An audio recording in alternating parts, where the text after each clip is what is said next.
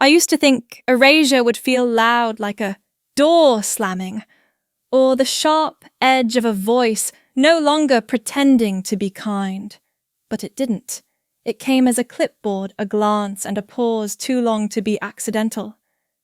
Not seeing your name. Are you here with vendor services? I looked down at my badge, then up at the woman holding the guest list. Her nails were perfect. Matte taupe. No, I'm not with vendors. She didn't blink, just turned the page. I caught sight of the entrance behind her double glass doors, the same conference hall where I'd spent 2 nights last month, rehearsing slides that now lived inside Wren's polished keynote. Through the opening I saw linen-draped tables, amber uplighting, and the edge of the stage with the logo I had designed still half visible under the sponsor banners. Then he appeared. Dominic's smile was the same one he used in leadership briefings, tight-lipped, polite, empty. It's full inside Rowan. Wren's got it covered. I nodded, even though nothing needed answering. He had his hand on the door already, the same hand that once held a pen over my report correcting nothing. She'll mention you. I didn't ask who told her not to. Behind him, laughter rose in a controlled burst, tables, toasting someone clapping early. I recognized the cadence of Wren's voice, even before I could make out her words. Inside, they were applauding the framework, the one I wrote. The woman with the clipboard stepped aside slightly, not out of courtesy, just repositioning. I unlocked my phone, checked my inbox, then my trash, then my calendar invite. There was nothing. I hadn't missed anything. I just hadn't been included. I remembered the printout Wren had asked for last week. She'd wanted the updated cost model, the numbers from your draft, just so I have them handy. I had handed them to her thinking it was for reference, not for credit. Through the door, someone spoke into a mic. For the brilliant work behind Polaris, more applause. A rising cheer! A spotlight shifted. I stepped back. The floor under my shoes felt too polished. A year ago, I would have reminded someone. Sent a quick text. Asked to be let in. I didn't do that. I turned the screen off and put the phone in my bag. The silence didn't feel unfamiliar anymore. Some things aren't forgotten. They're just no longer corrected. I thought that if I followed the right steps, the system would eventually notice. That was the mistake, not the steps themselves, but the belief they led anywhere. I learned to keep things neat. Bullet points aligned, subject lines clear, file names consistent. I sent weekly updates even when no one asked, and stayed late to finish decks I knew might be rebranded under someone else's initials. At the first project review I attended, my slide had been removed, but the color scheme remained. Your work has a quiet strength, my mother once said, folding my shirt with the tag still attached. Just don't expect people to applaud silence. I stayed quiet anyway. When meetings ran long and my part was skipped, I stayed seated. When Wren was asked to present the model I had built, I handed her a cleaner version, without footnotes, without marks. Dominic passed me in the hallway once and paused holding a ceramic mug with a chip on the rim. Sometimes it's better to stand behind the team. Visibility isn't everything. The mug was from our holiday party 2 years ago. Everyone got one. Mine had my name spelled wrong. I kept it anyway. I stopped correcting how they said it. My name, my numbers, my contribution. I watched others get promoted while I stayed in place, hoping stillness would read as reliability. When my sister came to town, she asked why I hadn't switched jobs. You've always been good at shrinking yourself to fit the room. She didn't mean it cruelly, but she didn't say it kindly either. I smiled, told her I was learning a lot. The last time I submitted a proposal, It was returned to me with only one comment in red. Make this sound more like a team effort. I rewrote it without a byline. There's a drawer in my apartment filled with printed drafts. One of them still has coffee spilled on the corner, a streak I never wiped clean. I think I kept it that way because the stain made it mine. I didn't want praise, just space. Not a spotlight, just enough light to be counted. But I kept finding myself in corners. No one looked toward holding everything and still being told I had brought nothing. And I believed them for longer than I should have. I learned early that forgetting doesn't always look like forgetting. Sometimes it dresses itself in ceremony. They sent a digital photo album after the quarterly retreat. I clicked through slowly. Slide after slide, glass-raised smiles, timed arms linked. In one, I recognized the back of my own shoulder near the buffet table. My badge was flipped backward, unreadable. No caption, no tag. My name didn't appear in the list of attendees. In the team holiday card, they spelled it Rowena. The handwriting looked rushed. Someone had drawn a star next to it, as if that softened the mistake. I taped it to my monitor anyway. The next year, there wasn't one. At the end of Q2, I caught a cascading logic failure in a shipment assignment algorithm. If it had gone live, it would have rerouted 40% of our West Coast deliveries to a shutdown port. I fixed it before anyone noticed. The client called us miraculously adaptive. The internal memo credited Dominic for implementing agile oversight. I never corrected it. I just printed the test results and filed them in my drawer next to a pen that no longer writes, and a notepad I never finished. During a staff appreciation lunch, Wren handed out thermoses, etched with the word pioneer. She skipped my desk entirely. When I looked up, she glanced at the extras in the box. Sorry, I thought you were remote that week. I wasn't. I had led the morning metrics review every day that week. When they organized a client-facing trip to Seattle, I offered to help prep travel briefs. Dominic stopped by my desk. We need someone to stay back. You're the most grounded. I drafted Wren's talking points instead. I even reviewed her expense log when she submitted it late. My sister once told me during Thanksgiving that I never made things difficult for anyone. It wasn't a compliment, just an observation. She passed the gravy without making eye contact.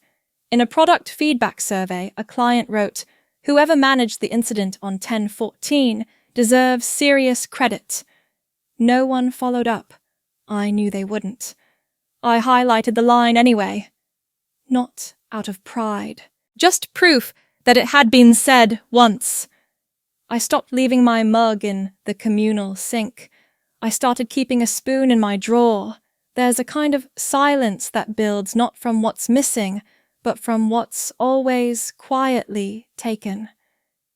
And eventually I stopped asking where it had gone. I didn't know how quiet something could feel while still being this final.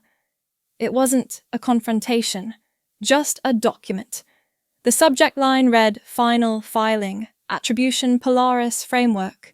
I opened the PDF without blinking. The formatting was neat. Font size 12. The section labeled Contributors listed 2 names, neither of them mine. Every formula in that framework had started in a black notebook I still kept in a drawer at home. I remembered the night I figured out the regional offset logic, barefoot floor cold, a half-eaten tangerine on the windowsill. None of that showed up in the file. I called legal. Jacob's voice was unbothered. If it was built during company hours using internal resources, the ownership defaults upward. There was a pause, then a softer, more deliberate line.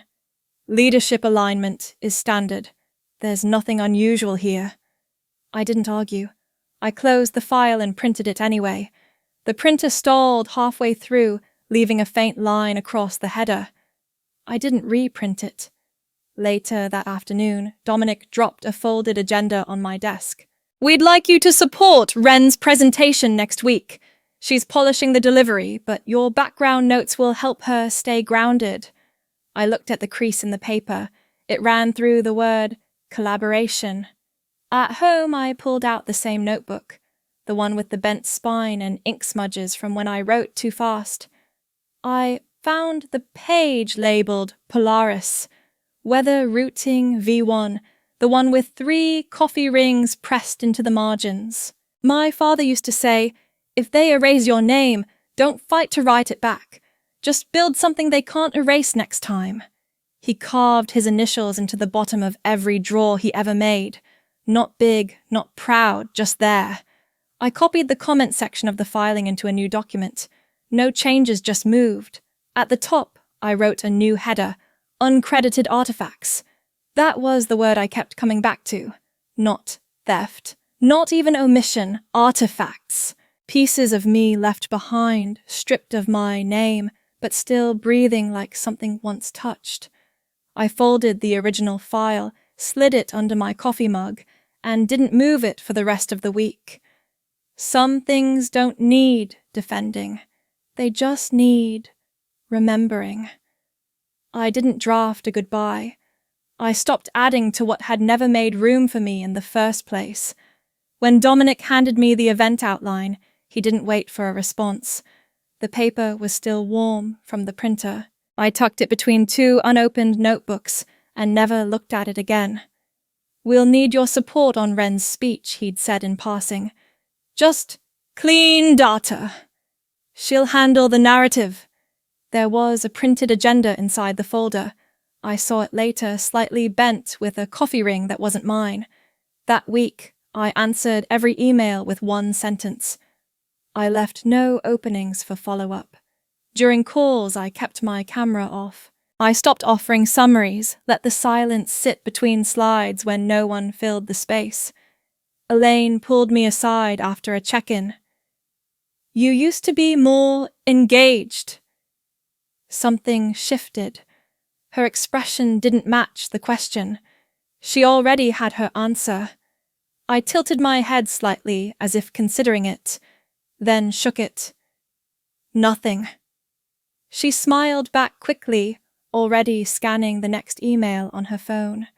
At lunch, I watched Ren laugh with 2 managers I used to build reports for. She touched one's sleeve lightly as she leaned in to speak. There was a thermos in front of her, branded with our company motto. I'd been in the meeting that chose the wording. My version had been scrapped for something more inspiring. That night, I copied all my original datasets to a personal drive. I didn't rename them, just removed the folders from the cloud. No one noticed.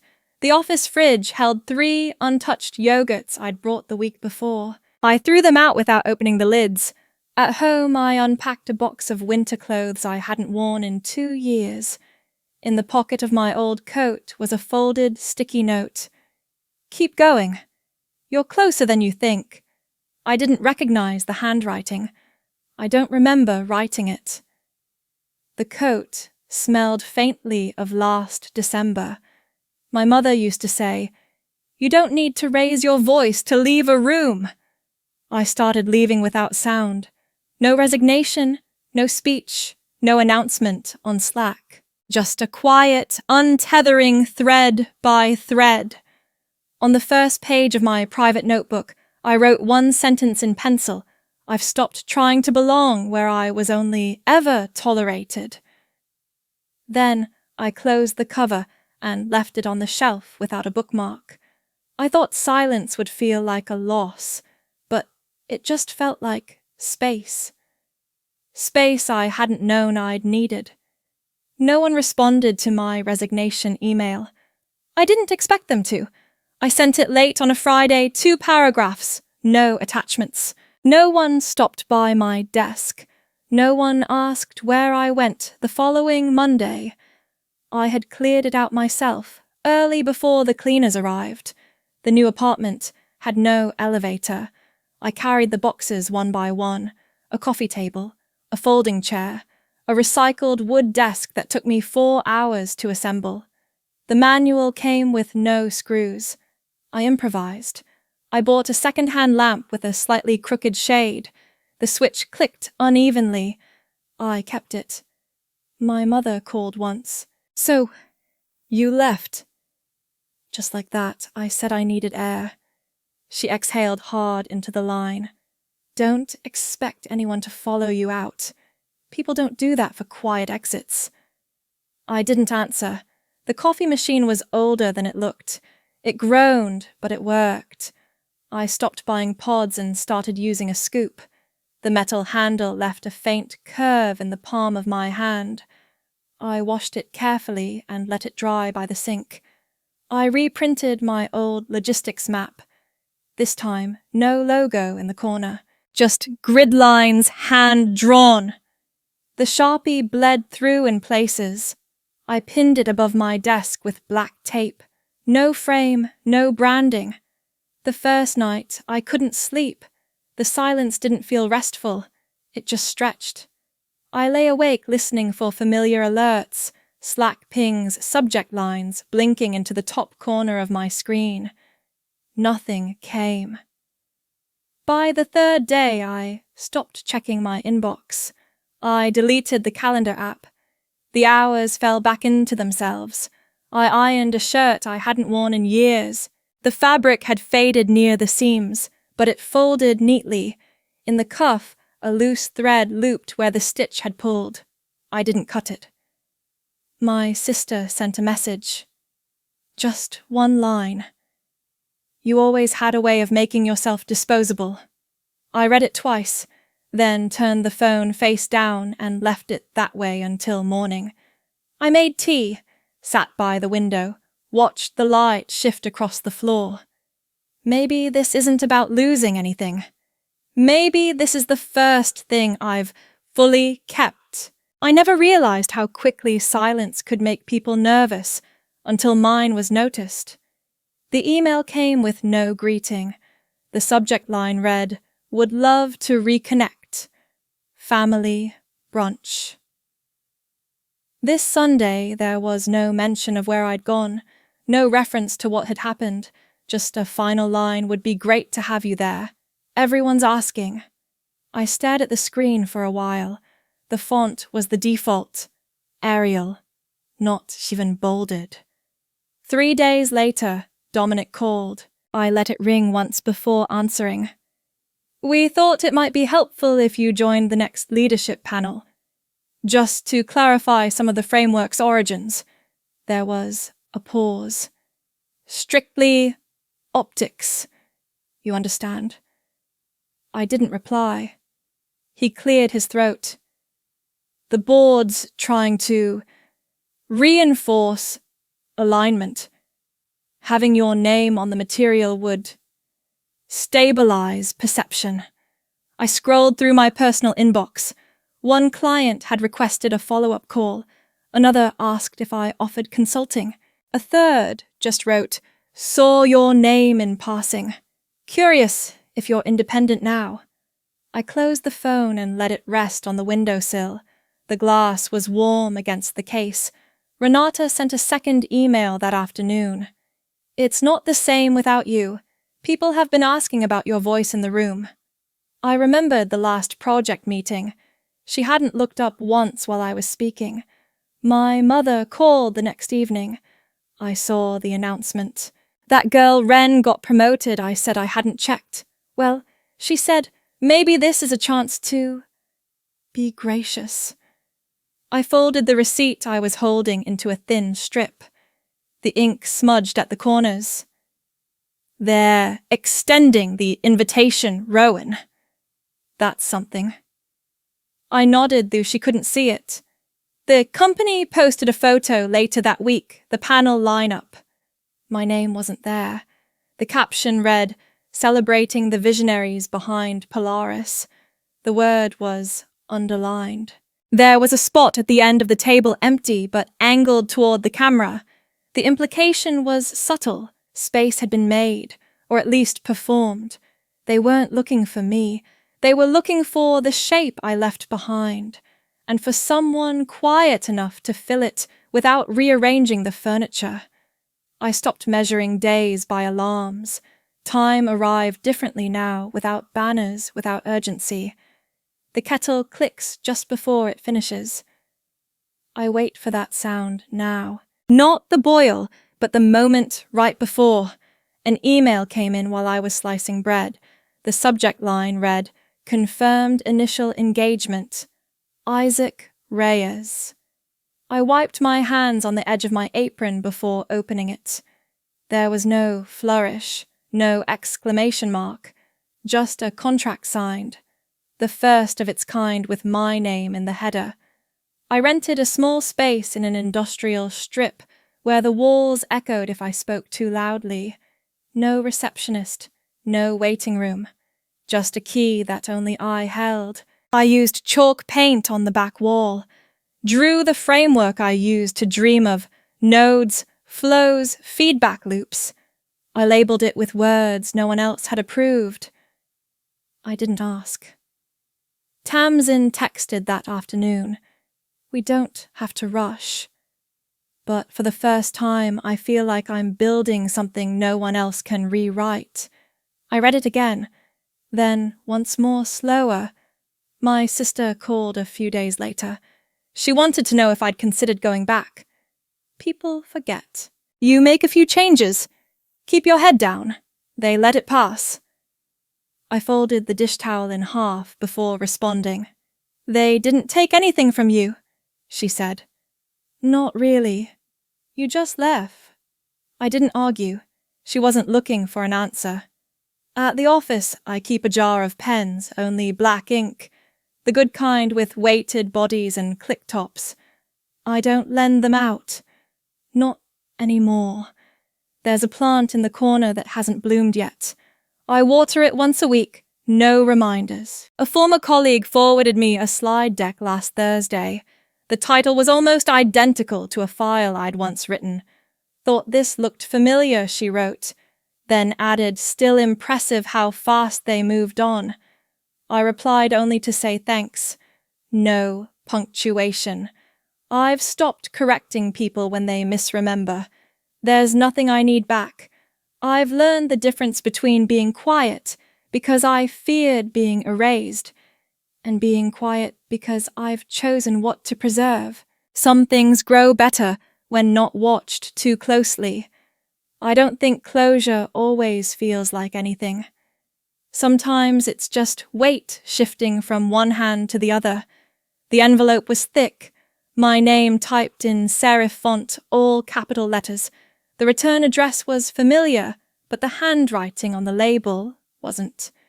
Inside a formal nerd, you are cordially invited to the annual Legacy Appreciation Dinner. Tucked behind it, a folded letter on soft white stationery. You will always have the place with us. The team would love to see you back where you belong. The signature was slanted, neat, deliberate. Vincent always wrote like he was still in boarding school. There was no mention of what had happened, no note of what hadn't been said before, just the same polished tone I'd heard during performance reviews and public statements, professional concern wrapped in detachment. I left the letter on the table overnight. It curled slightly at the edges by morning. At the post office, I asked for a flat-rate envelope. The woman behind the counter handed me one without comment. I filled it slowly like packing a small personal grave.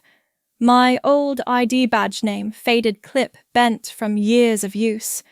A photocopy of the first client contract signed under my own name. A single line on lined paper. Where I belong is no longer where I began.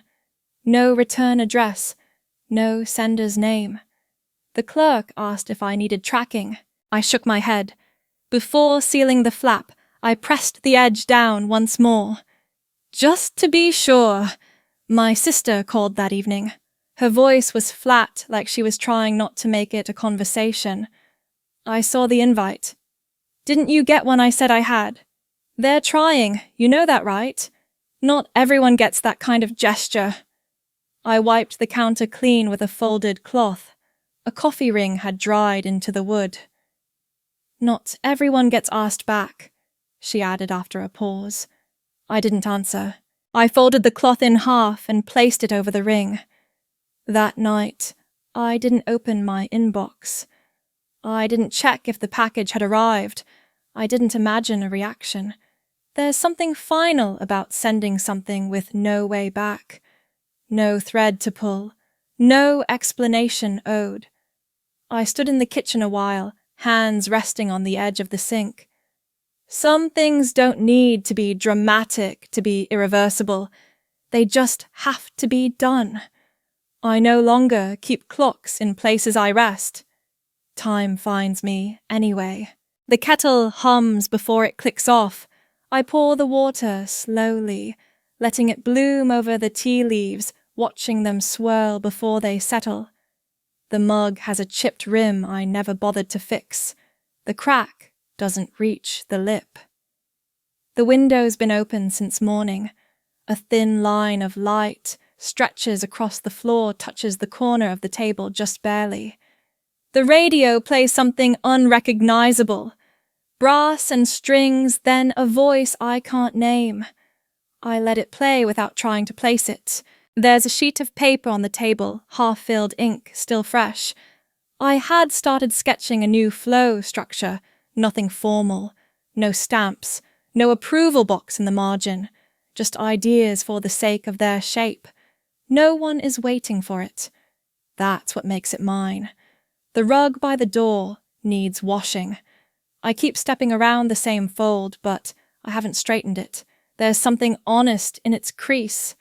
I open the drawer where I keep old mail. Unsorted, some envelopes still sealed. I lift one, no return label, no postmark. Inside a card with 3 words in soft blue ink. Just checking in. No signature. I place it back into the drawer without unfolding the others. Cover it with today's newspaper and a paperback missing its back cover. Some things don't need to be sorted. They just need to be left where they are. I drink half the tea before it cools. The handle leaves a faint oval of warmth in my palm. I rinse the cup and let it dry without a towel. My sister once told me I was hard to define. Not cold, she said, just always slightly removed. I remember nodding, though I didn't agree or disagree. The calendar on the wall still shows last month. I haven't changed it. I don't mark things the same way anymore. Outside, a neighbor is watering plants with one hand while holding a phone in the other. I watch her lips move. She looks up briefly, then down again. The wind presses gently through the open frame. I leave the window as it is. I don't owe this day a name. And I don't need anyone to know I lived it.